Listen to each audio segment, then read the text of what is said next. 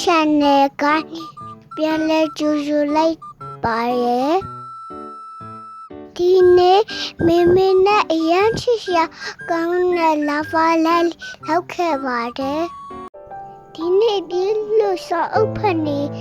တဲ့ချိန်တော့မေမေပြေတော့ပြန်လာတော့လာဖာလဲလေးလောက်ချင်လို့ပြောလိုက်မေမေကလောက်ခွင့်ပြီးအဲ့ဒါကြောင့်လို့ပြောခဲ့တာပါတီမိမိနဲ့အတူတူလိုက်လောက်ကြည့်ပါလား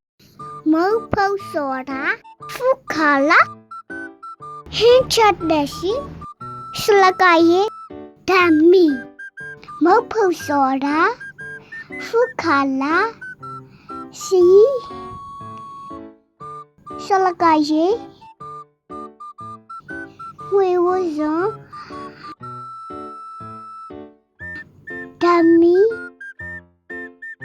အဲ့လိုပစ္စည်းကုံတော့ကိုပြင်ဆင်ထားတယ်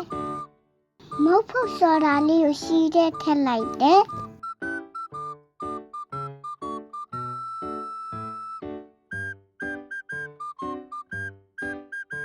ဖုကလာလေးကိုရှလကာကြီးတဲ့ကိုထက်လိုက်တယ်ဖုကလာနဲ့ရှလကာကြီး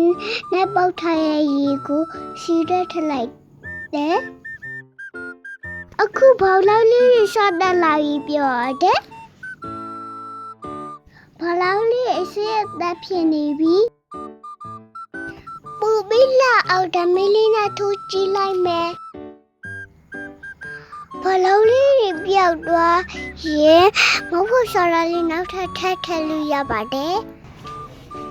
မိမိကိုအစားအသောက်ကြည့်ပြရတော့ကျေးဇူးတင်ပါတယ်ရှင်